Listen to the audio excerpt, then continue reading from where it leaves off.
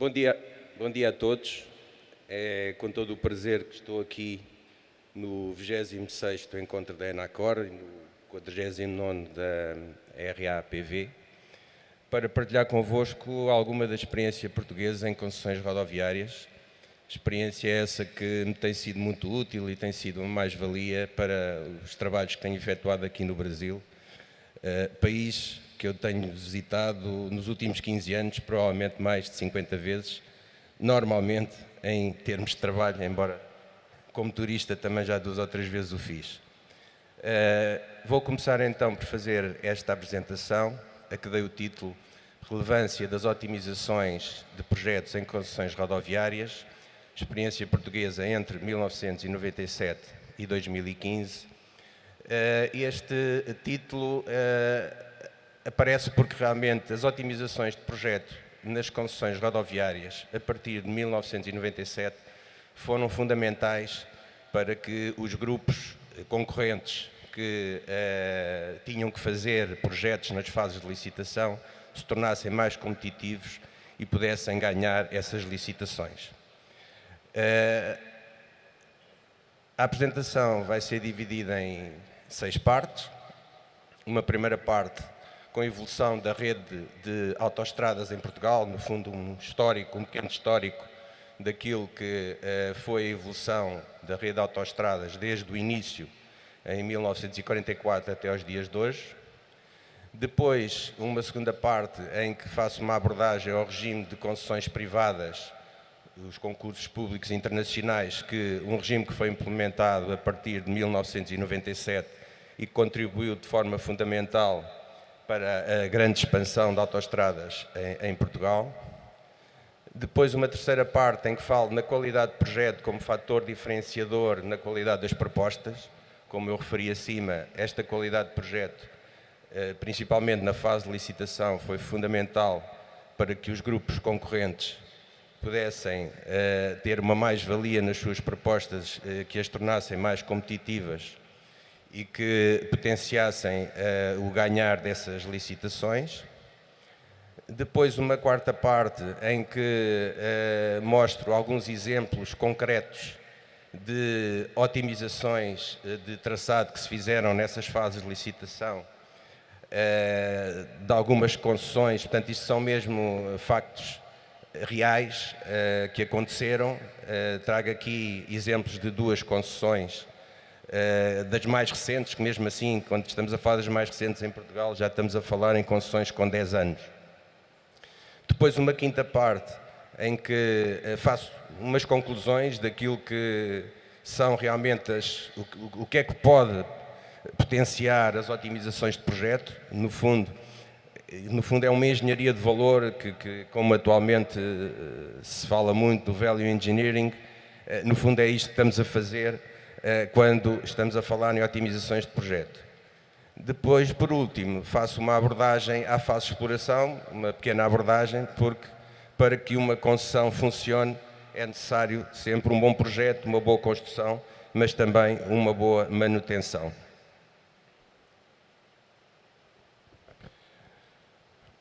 Começando então com o histórico da rede de autoestradas. A primeira autoestrada foi inaugurada em 1944, um pequeno trecho de 8 km na zona de Lisboa. Portanto, na zona de Lisboa, só de 8 km, e assim, durante 20 anos, foi a única autoestrada que nós tivemos em Portugal. Só 20 anos mais tarde foi construída uma nova autoestrada com cerca de 25 km, também na zona de Lisboa, que ligava Lisboa à Vila Franca. Portanto, isto no século passado, até cerca dos anos 90, praticamente não tínhamos autoestradas em Portugal. Atualmente, no final do século, já tínhamos mais de 1000 km de autoestradas, mas grande parte destas autoestradas já foram construídas na década de 90. Atualmente, a nossa rede tem mais de 3000 km, portanto, podemos dizer que realmente, e destes 3000 km, em 2015 praticamente já tínhamos estes 3000 km, ou seja, nos últimos 10 anos praticamente não se construiu, até porque neste momento também já temos uma rede muito boa que já não justifica muito estar a fazer autoestradas. Mas de facto podemos dizer que nestes 15 anos, ou seja, nos primeiros 15 anos deste século, construiu-se mais do dobro daquilo que tinha sido construído nos 50 anos anteriores. Olhando agora para os mapas, em termos daquilo que foram marcos importantes, portanto, podemos dizer que, como vemos ali, até 1989, tínhamos apenas umas autoestradas em Lisboa, perto de Lisboa, e outras perto do Porto. Portanto, uma rede muito pobre. Depois, até 96, conseguiu-se ligar as duas principais cidades portuguesas, Lisboa e Porto. Já foi um marco importante na altura. Mas a partir de 1997, aí sim, e até 2015, como se pode ver aqui nos mapas, o território português ficou bastante recheado de autoestradas, o que neste momento é uma mais-valia para todos nós lá em Portugal. Olhando aqui em termos de dados estatísticos, dá para perceber realmente a evolução. Portanto, no meio do século passado praticamente não se construiu nada, aos poucos foram-se construindo algumas autoestradas para atingirmos depois o boom de construção no início do século, já com o novo regime de concursos públicos. Ou seja, até o ano 2000 ou até 1997, as poucas autoestradas que nós tínhamos eram apenas de uma concessionária, que era a Brisa que provavelmente alguns de vós conhecem porque participou em tempos, teve uma participação aqui na CCR do Brasil, e essa concessionária tinha um monopólio das autoestradas, portanto tinha um contrato com o Estado para fazer os principais eixos rodoviários portugueses, portanto o eixo vertical Lisboa-Porto,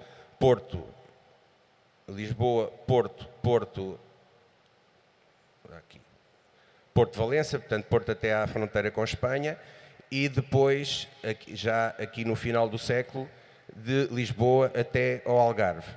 Portanto, estas são autoestradas da Brisa que não foram ganhas em concurso, foram feitas a partir de contratos já antigos em que o Estado tinha com esta concessionária.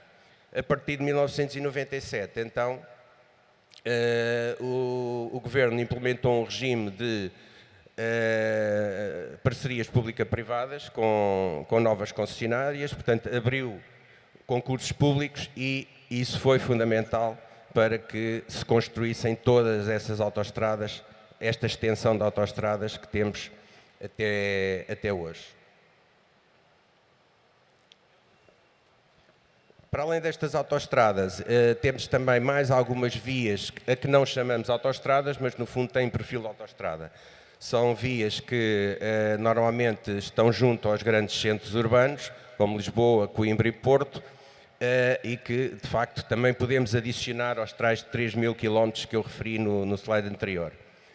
Um fator que também é de relevar foi a construção que neste momento, de 72 áreas de serviço, que inicialmente não havia e que nos últimos anos foi muito bom para todos os usuários terem todo este apoio nas autoestradas. Portanto, em 3.000 km de autoestradas temos 72 áreas de serviço.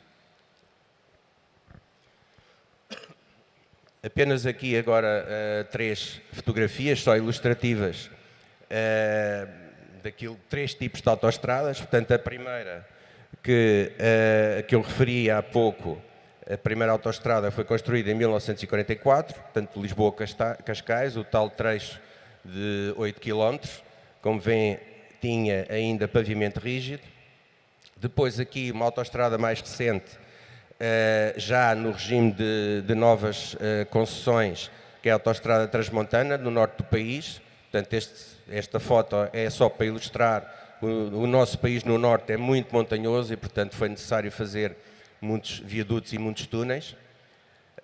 E depois um exemplo de uma autoestrada, esta ainda da Brisa, que liga Lisboa a Badajoz, a Espanha, na zona do Alentejo, portanto uma zona relativamente plana que permite ter autoestradas com raios bastante folgados. Se olharmos para a posição portuguesa dentro da Europa, podemos dizer que atualmente Portugal é o quarto país europeu com mais quilómetros de autoestrada. E olhamos para os que estão à nossa frente e realmente temos a Espanha, a Alemanha e a França. Apenas 3 países têm mais autoestradas do que nós. Se nós tivéssemos este quadro no ano 2000, provavelmente nós estaríamos em 20º ou 30º dentro da Europa, ou mais ainda. Portanto, realmente foi um pulo muito grande que se deu e muito devido ao tal regime de novas concessões. Um rácio muito interessante, aqui o índice por 1000 habitantes, em que nós estamos em segundo, ou seja, apenas a Espanha tem um índice superior ao nosso. E neste caso nós até estamos acima da França e da Alemanha. Só para terem também uma ideia da dimensão de Portugal, eu penso que muitos de vós já têm essa comparação na vossa cabeça, mas costuma-se dizer que Portugal continental tem uma área e tem um formato semelhante ao vosso estado de Pernambuco. Só que o estado de Pernambuco é Portugal deitado, não é? Mas em termos de dimensão é muito semelhante. Portanto, e com esta dimensão nós temos os tais 3.000 quilómetros de autoestradas. Atualmente existem 14 concessões privadas de autoestradas. Uma, a tal Brisa, que aparece ali em primeiro lugar, que ainda continua a ser a maior, que é a tal concessionária que teve o monopólio durante o século passado. E depois, já no novo regime de novas concessões, temos 13 concessionárias. Passando então à segunda parte da apresentação, este regime de concessões privadas, implementado pelo Governo em 1997, implementou então concursos públicos internacionais e tiveram como estratégia a criação de parcerias público-privadas, com concessões que duravam normalmente 30 anos, em que transferiam todas as responsabilidades para a concessionária, desde o projeto, à obra, à manutenção e à exploração. Nestes concursos internacionais, os concorrentes eram essencialmente portugueses, obviamente, mas também espanhóis e franceses, que são os nossos vizinhos mais próximos. A concorrência espanhola sempre foi muito competitiva, porque Espanha, como viram num dos slides anteriores, a Espanha tem uma rede de autoestradas muito boa e bem mais antiga do que a nossa. Portanto, nesta altura, em 1997, eles tinham muito mais experiência em autoestradas, na construção de autoestradas e na gestão de autoestradas do que nós em Portugal. E estando ali ao lado, era relativamente fácil para eles irem construir no nosso país e então eles sempre foram muito competitivos nos concursos. Isso obrigou a que os concorrentes portugueses investissem muito na fase de conceção para que as suas propostas pudessem ganhar mais facilmente os concursos. O que obrigou também a que mudasse um bocadinho o chip na cabeça dos nossos projetistas, que até então trabalhavam normalmente para o Estado, não tinham grandes preocupações em otimizações de projeto, no fundo faziam aquilo que a entidade pública lhes pedia para fazer e, neste caso, foi um desafio grande para os projetistas, que começaram a ter que, vamos lá, puxar um bocadinho mais pela cabeça para tentar melhorar as soluções que existiam, tentar soluções inovadoras, soluções mais otimizadas, que pudessem, sobretudo, reduzir custos de construção, mas também custos de manutenção, porque uma concessionária não é só construção, é toda uma obra ao longo de 30 anos.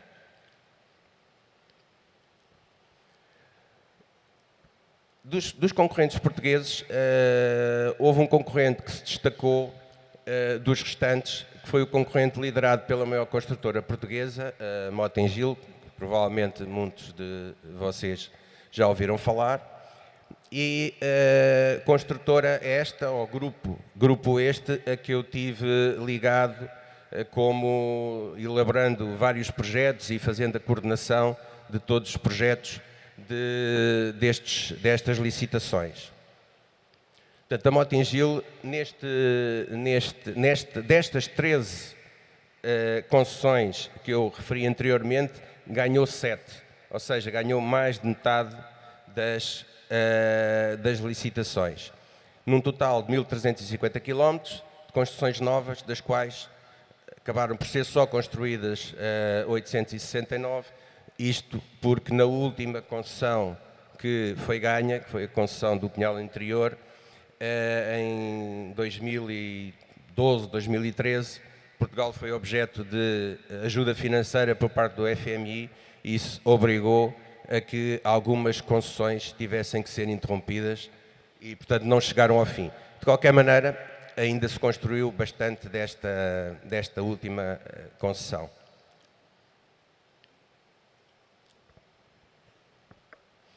Temos agora aqui um mapa com a rede atual, os tais 3.050 km, a rede atual de autoestradas, e depois aqui um mapa que está sublinhado a amarelo com as tais 7 concessões que este grupo ganhou.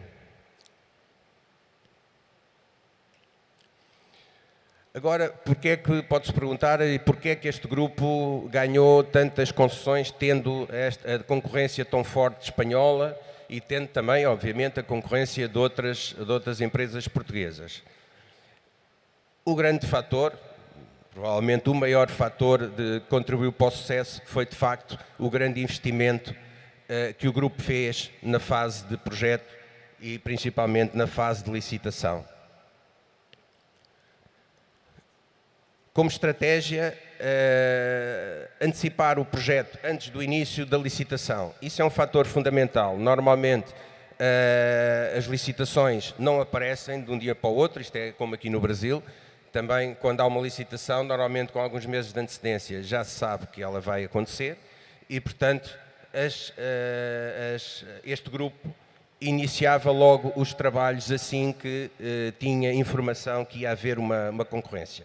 Com isso, aumentava o tempo dedicado à elaboração do projeto e, obviamente, poderia estudar o projeto com mais rigor. Depois, investir em bases rigorosas para o projeto, nomeadamente na questão da cartografia, que é fundamental termos uma boa cartografia para termos um bom projeto, uma cartografia rigorosa, e na investigação geológica e geotécnica, que muitos outros grupos não quiseram fazer, porque, de facto, investir em investigação geológica e geotécnica é um investimento caro e que, se a concessionária ou a concorrente não ganhar, perde o dinheiro. E, portanto, muitos concorrentes não o quiseram fazer, mas este grupo quis sempre fazê-lo e em boa hora o fez, porque, de facto, isso contribuiu também para se ter um conhecimento muito melhor do projeto e conseguir otimizar o projeto de outra forma. Depois, uma análise rigorosa dos estudos existentes. Todas as licitações, tal como aqui no Brasil, têm sempre estudos patenteados. Portanto, existem estudos já de referência que são disponibilizados aos concorrentes e essa análise rigorosa desses estudos era fundamental para, a partir daí, se conseguir as alterações e as otimizações que achávamos que podiam ser feitas. Um fator também fundamental foi uma constante interação entre o grupo projetista e o grupo de construtores.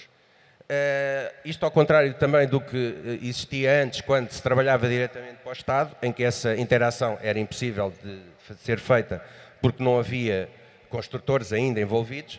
Neste caso, esta interação foi fundamental, porque os construtores sabem os equipamentos que têm as suas experiências e, portanto, fazermos um projeto à medida do construtor e da expertise do construtor e dos equipamentos que o construtor tem é um fator fundamental também para a economia da obra.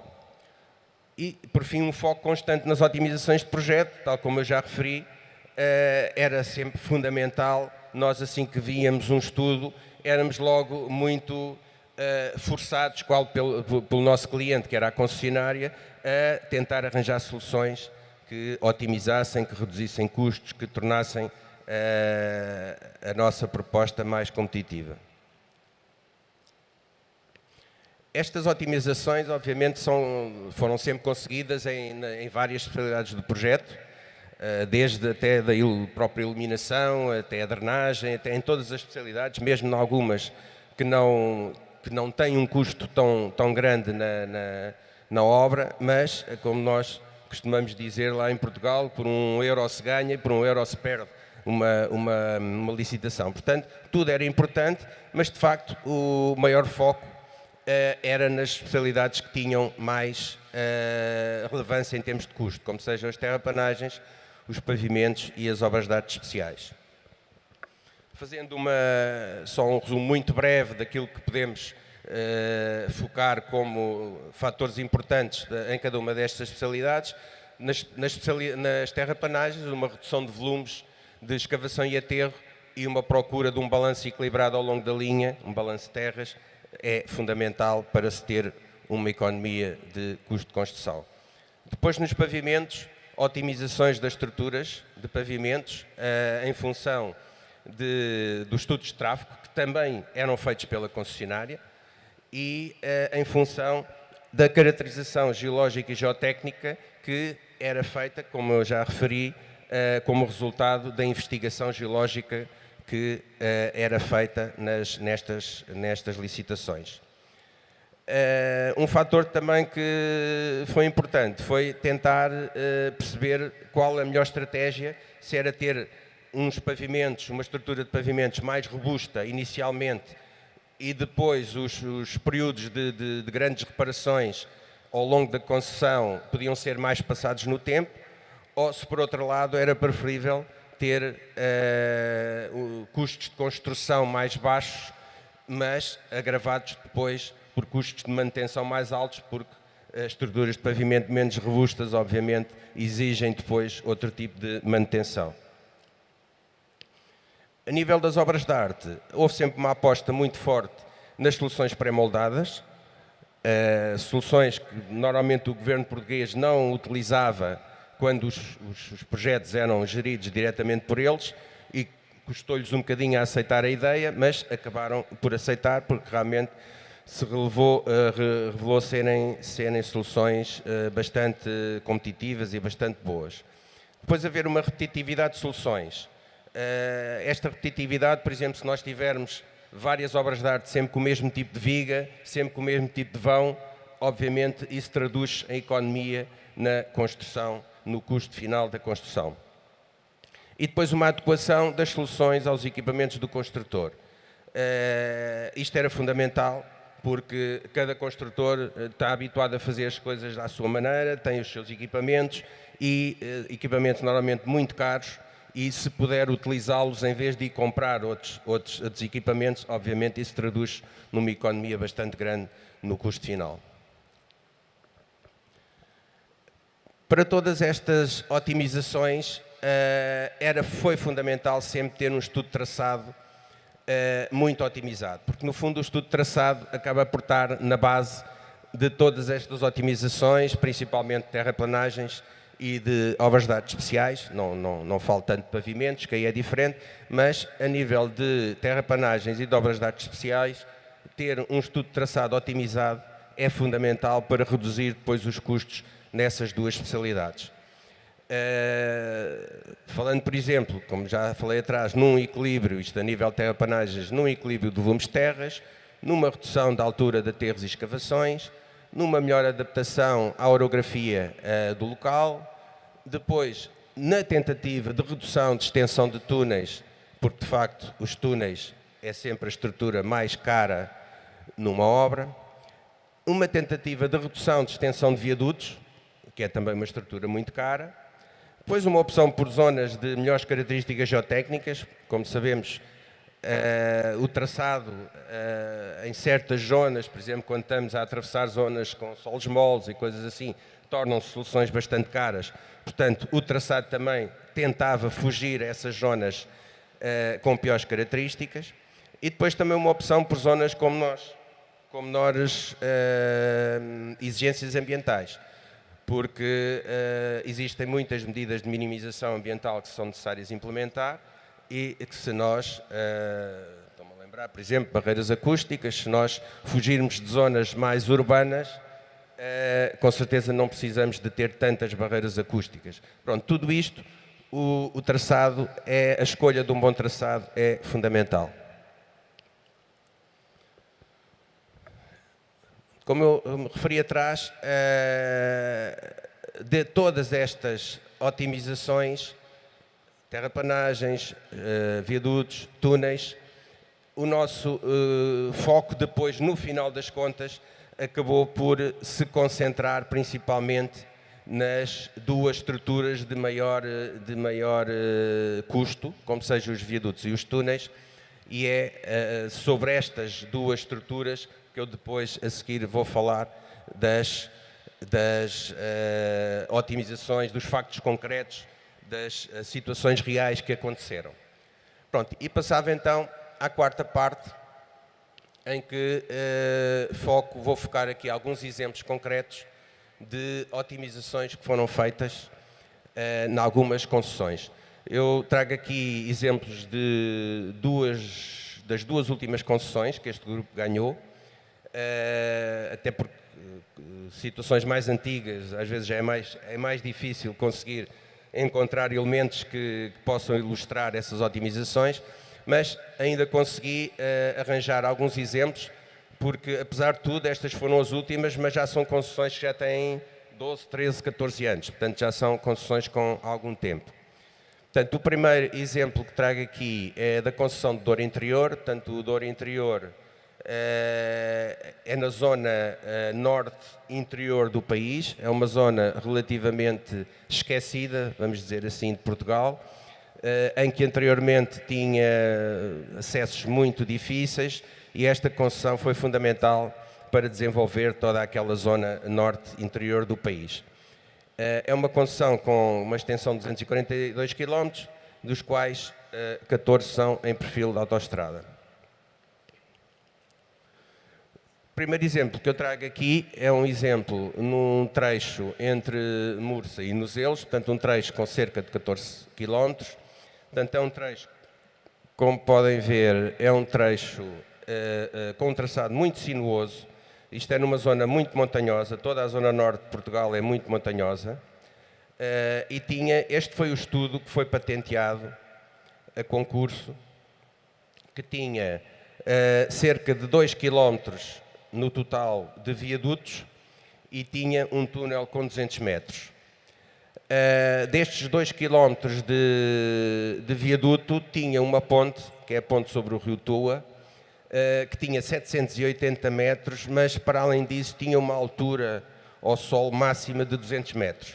Esta ponte, se na altura tivesse sido construída, seria com certeza a maior ponte de longe, ou pelo menos a ponte mais alta de Portugal. Nós, quando recebemos este estudo, do patente, dos estudos de referência, rapidamente começámos a pensar o que é que nós podemos fazer para reduzir todas estas tensões de viadutos e túneis. E então, ainda tentámos, dentro deste corredor, do corredor existente, com pequenos ajustes de diretriz e alguns ajustes de grade, resolver ou pelo menos melhorar a situação, mas de facto, neste corredor o traçado até já estava otimizado, ou seja, já não havia muito a fazer. Não havia muito com que se pudesse melhorar. E então pensámos em fazer uma alternativa completamente diferente, cerca de 4 km mais a norte, que neste slide já se vê aqui. Este é um slide do Google e isto é aquilo que já está construído. Mas no slide seguinte vamos ver o projeto.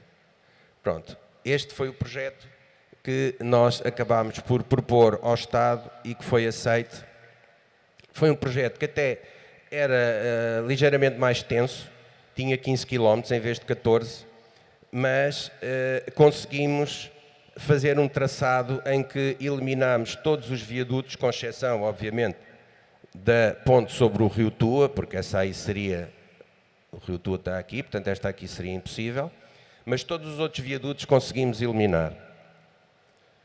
Portanto, olhando aqui para o perfil longitudinal, podemos ver, embora tenha aumentado ligeiramente a extensão, mas conseguimos adaptar muito bem a diretriz e o grade ao terreno natural, de modo a conseguirmos eliminar todos os viadutos que tínhamos no traçado anterior. Mas, para além disso, conseguimos que a ponte sobre o Rio Tua fosse, sobretudo, muito mais baixa.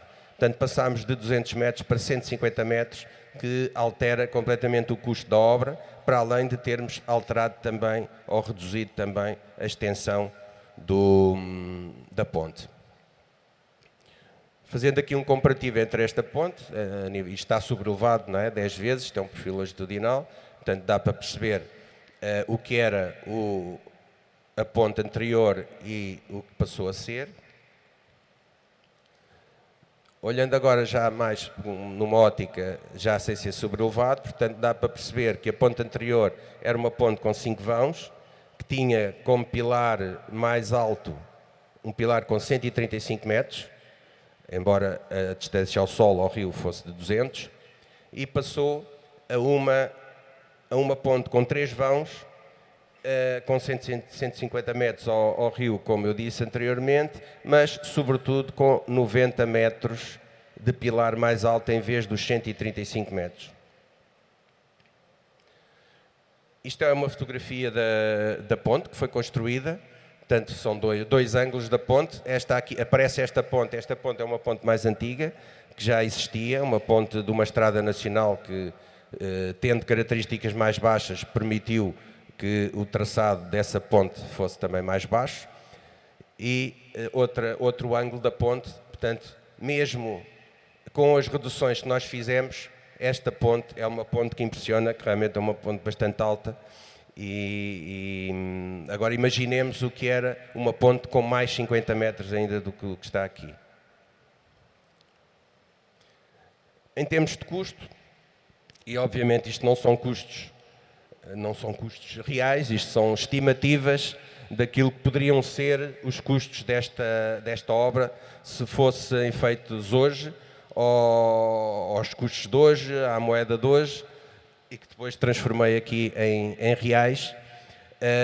Mas, portanto, isto salvaguardando estes aspectos que eu disse, estamos a falar num benefício de uma solução para a outra de cerca de 300 milhões de reais. Obviamente, com uma solução destas, a nossa concessão tornou-se rapidamente mais competitiva e foi fundamental para que conseguíssemos ganhar esta concessão. Ainda dentro da concessão do Douro Interior, trago aqui um exemplo mais simples, que aconteceu muita vez. Portanto, trago este exemplo, que é um exemplo típico daquilo que fizemos algumas vezes em algumas concessões, principalmente nas concessões no norte do país. O norte de Portugal, como eu já disse, é muito montanhoso, e nestas zonas muito montanhosas é normal termos sempre excessos grandes de terras. Porquê? Porque os vales são normalmente atravessados por viadutos e as escavações têm que ser feitas, têm que ser escavadas, e portanto tem que haver muitos solos que não são aproveitados na linha e portanto têm que ser levados a depósito. E então nós muitas vezes pensamos, desta vez conseguimos, nem sempre o conseguimos, diga-se de passagem, mas desta vez conseguimos transformar um viaduto que tínhamos no estudo patenteado com 250 metros num aterro. Estamos a falar num aterro de 47 metros, portanto 47 metros não é um aterro normal. Nós normalmente não íamos acima dos 25 metros, mas neste caso encontramos aqui uma oportunidade enorme de depositar terras e de eliminar um viaduto. No fundo foi 2 em 1, conseguimos 2 vantagens. Agora, para isso, obviamente, um aterro de 47 metros não é um aterro qualquer, é um aterro que tem que ser muito bem controlado. É um aterro, neste caso, foi possível ser feito em solo em enrocamento, uma vez que tínhamos muita rocha ali na região, com várias banquetas, como estão aqui a ver, com um sistema de drenagem devidamente acautelado, e um aterro que foi depois sempre monitorizado ao longo dos anos e controlado, porque poderia haver algum problema e que não era desejável. Vendo aqui um perfil transversal, para se ver a dimensão, estamos a falar em cerca de 47 metros de altura, como eu disse, e em cerca de 700 mil metros cúbicos de metros cúbicos. Ora, estes metros cúbicos são muitos metros cúbicos que iriam a depósito e nós conseguimos utilizá-los na linha e com isto obtivemos um custo direto de cerca de 14 milhões de reais, aos quais ainda teríamos que adicionar o custo de levar as terras a depósito caso nós tivéssemos colocado aqui. Estas soluções normalmente têm alguma resistência das entidades ambientais, porque as entidades ambientais normalmente preferem os viadutos, mas um grande argumento que nós tivemos foi que o impacto de levar estas terras a depósito e depositá-las em zonas não controladas, todo o impacto dos caminhões a passar por vias existentes para levar a esses depósitos poderia causar ou deveria causar um impacto muito superior do que ter aqui um aterro. Obviamente tínhamos que o enquadrar de uma forma paisagística muito bem. Esta é uma imagem atual do Google, uma foto aérea em que podemos dizer que quem passe lá, de certeza que não se apercebe que está a passar em cima de um aterro de 47 metros. Mesmo quem anda aqui embaixo, quase não será ninguém, mas também não vai ter essa percepção com certeza. Uma outra concessão, esta foi a última concessão que nós fizemos, que foi adjudicada em 2010 e abriu ao tráfego em 2013, que é a concessão do Pinhal Interior, a tal concessão que eu há bocado falei que acabou por ser interrompida a meio. Portanto, isto é na zona de Coimbra e trago aqui 2 casos desta concessão. Portanto, a zona de Coimbra é ali uma zona que tem algum relevo, portanto é uma zona também algo sinuosa e o estudo patenteado que nós tínhamos era um estudo que em termos de diretriz até tinha alguma sinuosidade, mas depois em termos de perfil longitudinal tinha um perfil muito ótimo, vamos dizer assim, ótimo até demais para uma região montanhosa. Estamos aqui a falar de inclinações de cerca de 1%. O que é que isso significava? Que o estudo patenteado tinha 2 viadutos, ou 2 pontes sobre 2 rios, mas sobretudo tinha um túnel com 1130 metros. Ora, o que é que nós pensámos? Não se justifica, se conseguirmos otimizações, porque não agravar o perfil longitudinal, porque nada nos impede de o fazer, desde que estejamos dentro das normas, e tentar reduzir principalmente o túnel, uma vez que o viaduto, as 2 pontes, seria difícil. E então fizemos 2 coisas. Fizemos uma pequena alteração na diretriz, como se vê aqui a azul, uma pequena alteração na diretriz para ir a cotas um bocadinho mais baixas e com isso conseguimos que o perfil longitudinal naquela zona fosse um bocadinho mais baixo e, sobretudo, subindo o grade cerca de 60 metros na zona de maior diferença, conseguimos eliminar pura e simplesmente o túnel. Com isso, obviamente, aumentámos os viadutos, as pontes, as 2 pontes, mas isso compensou largamente o eliminar do viaduto, porque de facto o eliminar do túnel, porque de facto o túnel é a estrutura bem mais cara. Indo diretamente aqui, só uma fotografia ilustrativa daquilo que foi a ponte sobre o Rio Ceira, que foi construída porque a ponte sobre o Rio Mondego, a seguinte, já não chegou a ser construída. E com isto tivemos a falar numa redução de cerca de 350 milhões de reais, o que é muito significativo e obviamente contribuiu de forma decisiva também para o ganhar desta concessão. Ainda dentro do mesmo trecho, um pouco mais à frente, tínhamos uma situação semelhante e desta vez também com um grade de estudo patenteado muito bom, parecia uma pista, portanto aqui acho que nem a 1% chegava, tinha cerca de 0,5% e tinha um túnel com mais de 3 km. Aqui nem foi necessário fazer alteração de diretriz, apenas fizemos alteração de grade e com essa alteração de grade não eliminámos, era impossível eliminar o túnel, mas reduzimos de 3 km para 450 metros. Obviamente surgiram dois viadutos, mas dois viadutos relativamente pequenos, que não agravaram muito o custo. Portanto, esta provavelmente foi a maior otimização que fizemos. Infelizmente, esta acabou por não ser construída, mas na altura contribuiu de forma decisiva também para se ganhar o concurso. Isto estamos a falar em mais de 1,3 mil milhões de reais, portanto uma redução enorme. Aqui na quinta parte da apresentação, falando agora um bocadinho mais rapidamente, penso que o tempo já não é muito, eu diria que em termos de conclusão daquilo que foi dito, sobretudo relativamente às otimizações, a engenharia de valor, ocorrentemente a denominada Value Engineering, é atualmente fundamental na elaboração de qualquer projeto.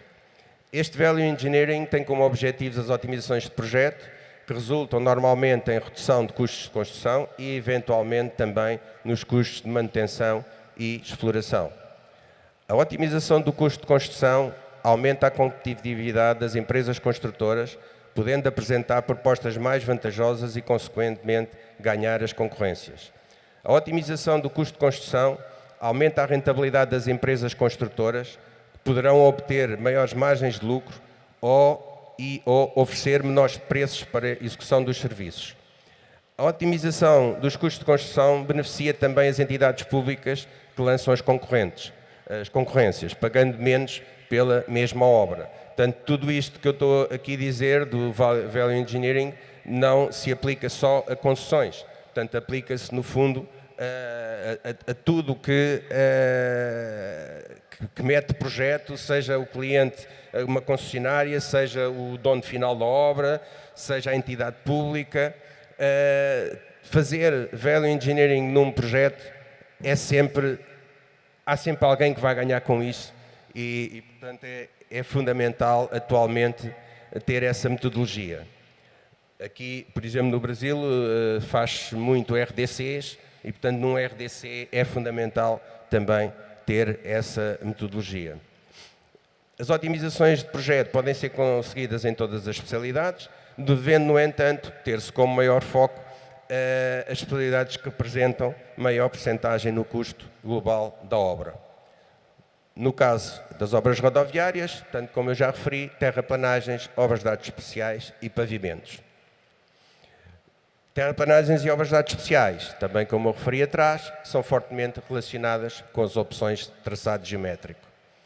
Falando agora muito rapidamente de cada uma delas, no caso das terraplanagens, deve-se começar por caracterizar todas as condicionantes geológicas e geotécnicas, como sejam inclinações de taludes, capagens, solos reutilizáveis, materiais rochosos, identificações de solos moles, etc. Com este conhecimento deverá desenhar-se uma diretriz e um perfil que reduza alturas de cortes e aterros e equilibre os volumes de terras e minimize as distâncias médias de transporte. Esta redução de altura de cortes e aterros, no caso de traçados em meio costa e de rodovias duplas com canteiro central, poderá ser conseguida à custa de desnivelamento de faixas. Isto foi uma situação que eu não tinha nenhum exemplo para mostrar, mas lembrei-me que era interessante também pôr aqui essa solução como uma solução que pode ser muito interessante e que eu, em alguns trabalhos aqui no Brasil, já utilizei, de fazer faixas desniveladas, até mesmo em duplicações. Porque, de facto, desnivelar faixas, quando já temos um canteiro central, e principalmente se tivermos um canteiro central já com alguma dimensão, 4, 6, 10 metros, pode ser uma solução muito interessante e pode reduzir as áreas de corte e de aterro entre 20% a 30%. Uma simulação muito rápida que eu fiz em 10 km, que utilizássemos esta solução, poderíamos ter um benefício financeiro de cerca de 65 milhões de reais. Mas no caso das duplicações, pistas existentes, tal situação que eu já utilizei aqui no Brasil, também se pode utilizar esta solução, até porque aí nas duplicações dificilmente vamos ter alternativas de traçado, porque as duplicações normalmente funcionam com rodovias paralelas às existentes.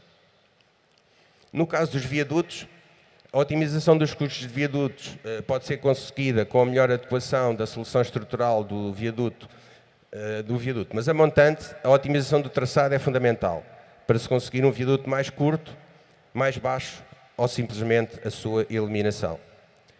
Esta otimização consegue-se sobretudo com a procura da diretriz que melhor se adapta à superfície do terreno, a que se deve associar o melhor grade. Muitas vezes a eliminação ou encurtamento de um viaduto tem resistência das entidades ambientais. O preenchimento de vales com terras pode equilibrar o balanço de terras, sendo assim um bom argumento para convencer as entidades ambientais a aprovarem estas soluções, vista a diminuição dos botaforas. De facto, um bom equilíbrio de terras reduz e até evita o transporte para depósito ou desde as jazidas e a realização do próprio depósito, minimizando neste aspecto os impactos ambientais daí decorrentes.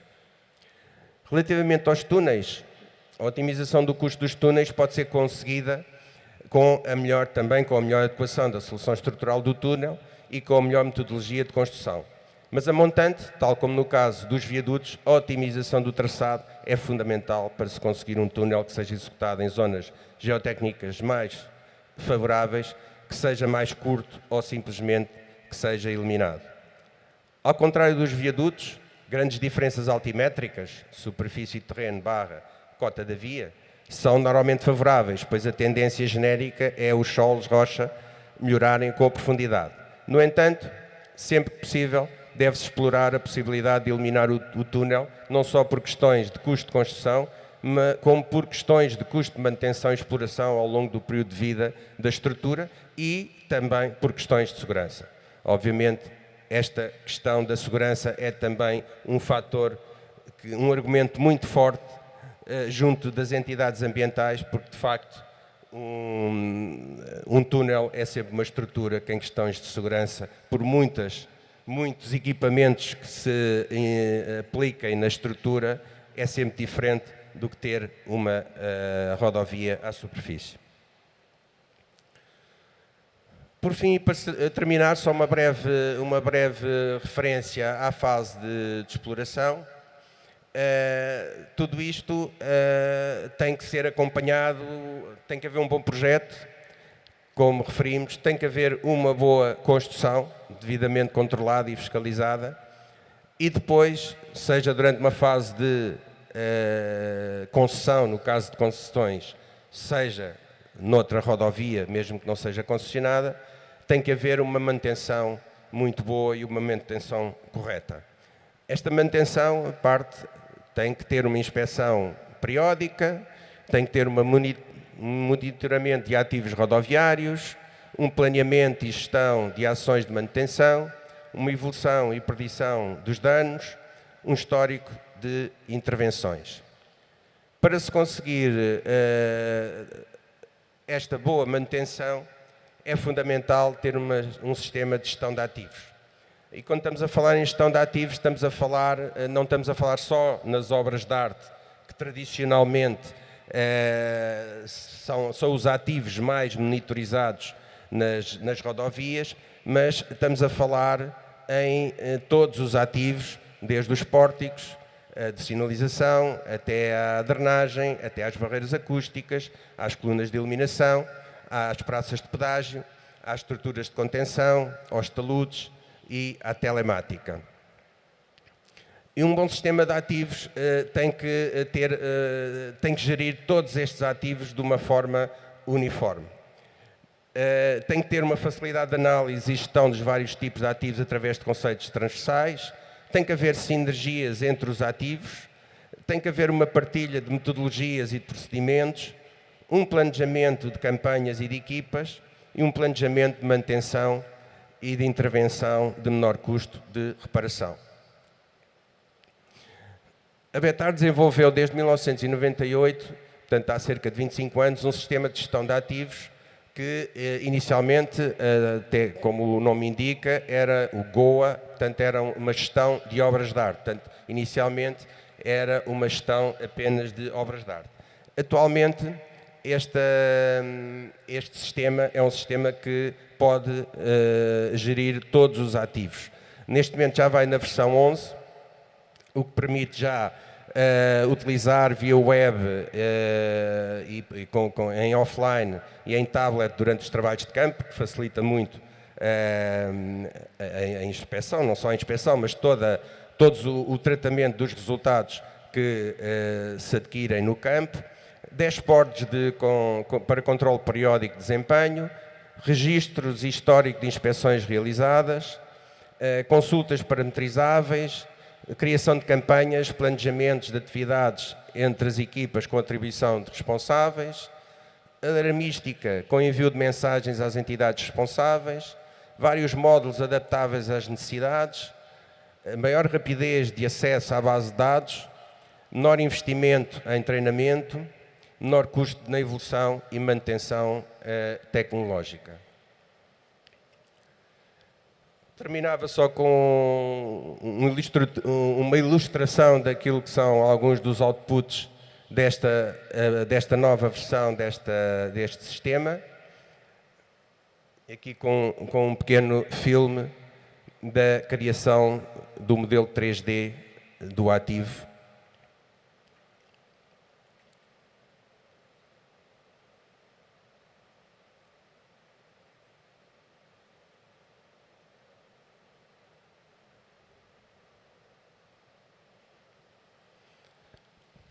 Pronto, e com isto termino a apresentação. Espero que não tenha sido muito maçador e que agradeço a vossa atenção e estou disponível para quaisquer perguntas que queiram colocar.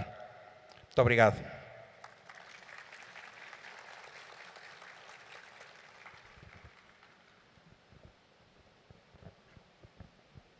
Passamos a palavra ao presidente da mesa, senhor Fauzi Nakfu Júnior, para as considerações.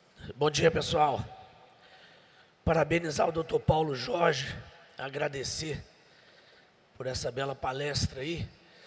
E a gente consegue tirar disso aí que realmente os projetos acabam sendo o mais importante para que a gente tenha uma boa execução.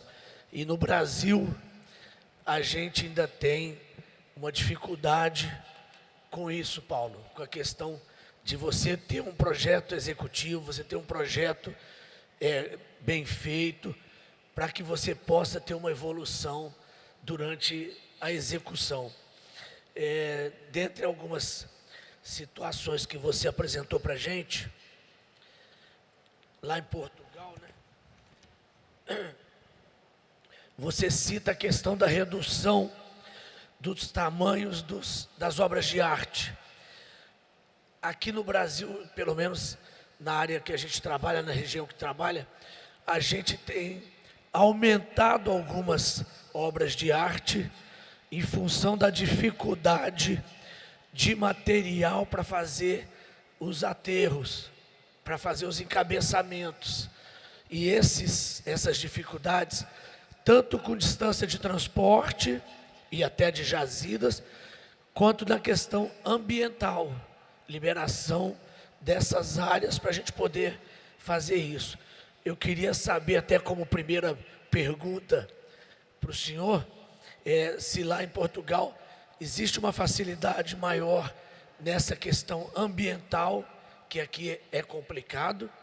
E uma segunda pergunta, para abrir para o nosso secretário de mesa ler as perguntas dos nossos amigos, é a questão da técnica versus política. O grande segredo de você fazer uma boa obra é você ter um grande projeto. No meio disso aí você tem tempo político, que é você atender as necessidades de um tempo, de uma gestão política e que quer aquela obra num tempo recorde, uma licitação rápida, e você muitas vezes, isso já aconteceu, não estou falando aqui de novidade para ninguém, você às vezes tem que pegar um projeto do jeito que você está, ainda talvez sem estar totalmente concebido, dar uma ajustada para poder fazer ele virar realidade, para você atender um tempo político. Então é uma outra coisa que a gente tem que estar sempre nessa briga para poder estar otimizando técnica versus política. Então é isso. Obrigado pela sua apresentação, Paulo. Relativamente à questão ambiental, nós lá temos o mesmo problema. Não sei se é maior do que aqui ou não. Eu também já tenho bastante experiência de trabalhos aqui no Brasil. E eu diria que o problema é semelhante. Nós temos sempre uma dificuldade muito grande, porque muitas vezes o ambiente é inimigo do custo financeiro. E há sempre uma luta muito grande e eles não são minimamente sensíveis às questões financeiras. A questão financeira não é um argumento que nós possamos apresentar perante a entidade ambiental. Portanto, esse problema nós temos e muito grande. Daí eu também fiz algumas referências às questões ambientais e aquela questão de estar a substituir viadutos por aterros, nós conseguimos em alguns sítios, mas se calhar na maior parte das vezes não conseguimos, porque eles não nos deixaram fazer. E só os conseguimos em zonas, por exemplo, em meias encostas, como era este caso, meias encostas em que não era um vale muito visível e, portanto, dava para disfarçar e aterrando, dava para disfarçar, como eu disse, hoje as pessoas passam lá e nem se apercebem que está lá aquele aterro. Agora, se tivermos um vale perfeitamente, uma baixa aluvionar, aí é esquecer, aí não temos a mínima hipótese, porque isso é uma coisa que fica para toda a vida e toda a gente chega ali e vê que aquilo tem ali um impacto grande, não é? Portanto, isso aí nós não conseguimos. Portanto, essa questão ambiental. A outra questão que também falou, que às vezes aumentam viadutos, isso também é verdade, também já aumentámos viadutos, por dificuldades de fazer os aterros. Quando chegamos a ter zonas em que temos, por exemplo, solos moles, como vocês aqui chamam, profundidades muito grandes, em que acabamos por chegar à conclusão que fazer um viaduto em estacas é mais barato do que fazer, por exemplo, soluções com estacas de brita ou com coisas assim. E mais barato, e às vezes nem é só mais barato, é mais rápido de fazer. É mais rápido de fazer com estacas do que estar a fazer soluções com pré-cargas, que demoram muito, mais de um ano a consolidar e tudo isso. Portanto, isso também acontece. Portanto, esse problema acontece. Relativamente à outra questão, à questão política, também é a mesma coisa. Nós, quando começamos um projeto, já estamos atrasados. Portanto, no dia em que começamos, já estamos atrasados. Portanto, o que é que nós também tentamos fazer? É que às vezes até os cronogramas que nós fazemos no início dos projetos são impossíveis, porque temos períodos que são obrigatórios, por exemplo, períodos ambientais, períodos de aprovação, e quando nós começamos a andar para trás, quase que já não nos sobra nada para fazer o projeto. E então, o que é que nós tentamos fazer é, logo que haja alguma ideia que provavelmente aquela obra vai ser adjudicada, o nosso cliente, neste caso das concessões, adjudicava logo o projeto. Dizia logo, olha, comecem já a trabalhar, isto não é certo, vamos arriscar, mas eu tive ali um zum que isto é capaz de vir para nós. Então vocês começam já a trabalhar. E nós com 4, 5, 6 meses de antecedência, mesmo sem haver adjudicação, começámos a trabalhar. E só assim é que conseguimos realmente depois cumprir e fazer um projeto à medida das exigências. Porque senão era como dizia, olha, é o que for e pronto, não temos tempo para fazer mais, é o que está e acabou. Portanto, eu acho que estes problemas são transversais aos nossos países, pelo menos. Obrigado, doutor Paulo. Vou passar para o nosso secretário de mesa para ler algumas perguntas, alguns comentários. Seguindo a orientação da organização, senhor Carlos Albuquerque, secretário da mesa, o tempo está estourado, faça apenas uma pergunta para quem mandou o WhatsApp e o restante a organização enviará para o Dr. Paulo e o senhor irá responder com maior tempo, tá? Porque em seguida teremos a palestra com a senhora Rosa Blangenberg.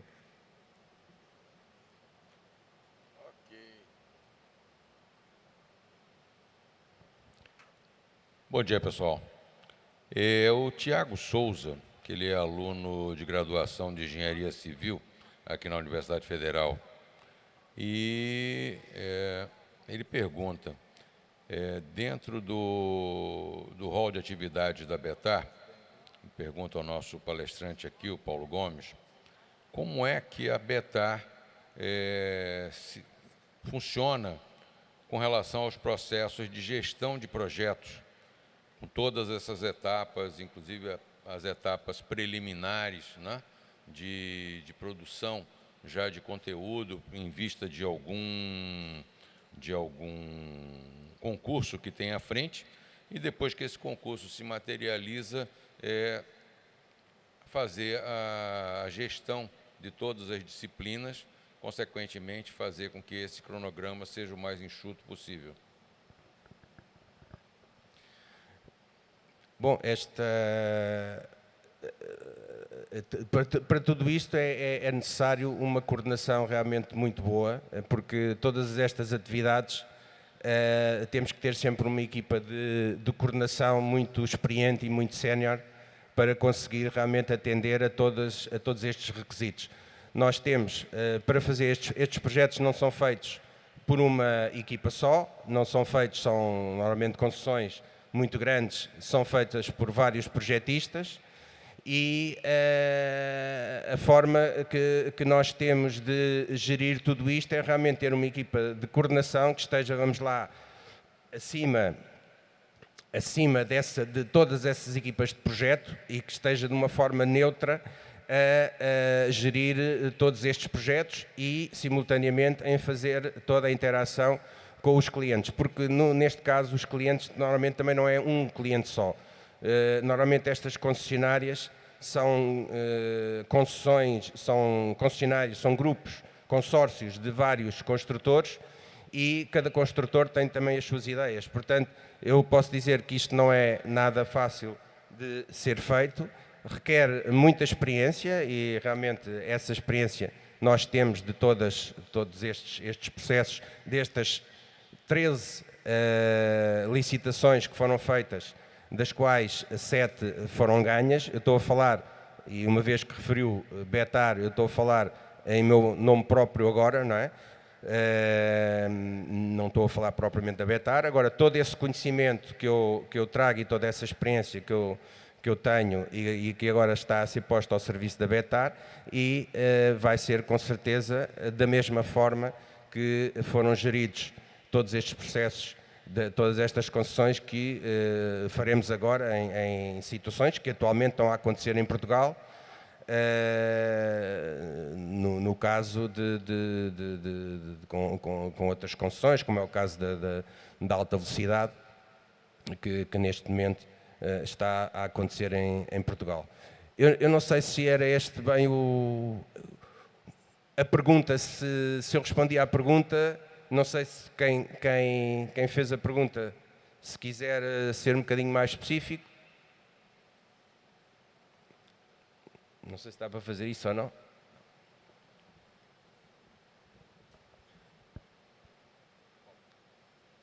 Senhoras e senhores, então, nesse momento, vamos desfazer o dispositivo com a presença do presidente da mesa, senhor Fauzi Nakfur Júnior, e o secretário Carlos Albuquerque. Passará um certificado de participação ao palestrante Paulo Jorge Figueira de Souza, como o senhor vai receber um certificado para a foto oficial desse evento.